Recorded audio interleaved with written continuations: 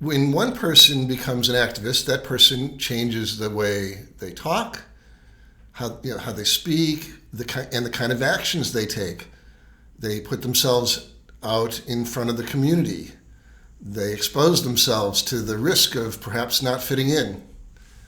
And in doing so, other people who resonate with their message are often attracted. And a movement begins to form. First it's one person, then there's two people, then four people.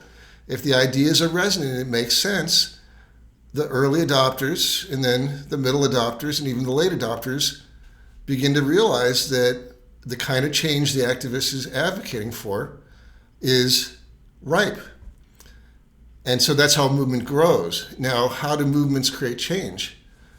Sometimes a movement is just about changing personal habits. One of the great things about veganism is if we all just stop consuming animals, that will likely solve the majority of climate change and so many other issues regarding our health and the environment. So we don't really need a new law to solve these things. I'm not saying those are not worth working for. What I'm saying is the beauty of the vegan movement is simply encouraging other people to change their behavior individually.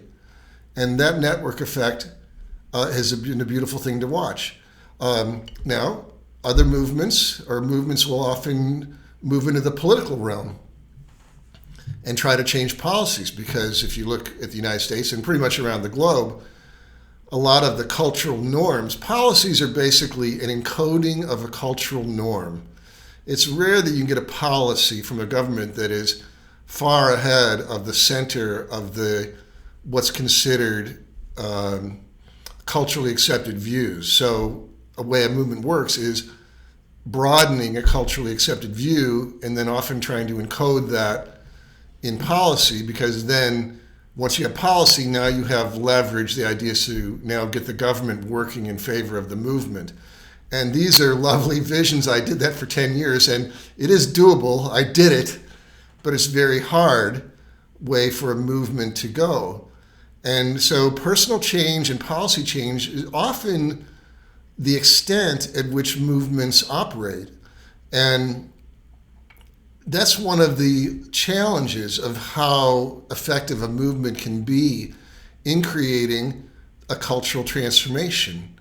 So, and then often movements, they become sort of established. Maybe it's a charity is formed, and then that becomes the sort of long-term voice of the movement and a place, a repository of information and values, and working out disagreements among members of the community itself.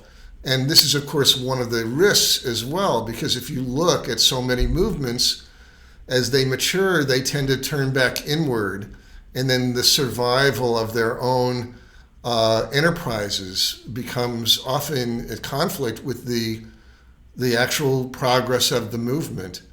So in the next video, we're going to look and see what happens, because the vegan movement is really at an interesting turning point. It's entering the economy, but at the same time, a lot of the vegan values are being usurped by more established economic players who they're happy to make money from the vegan ethic, but they're not actually willing to be out front and move that ethic forward. So we're going to talk about that in the next lesson.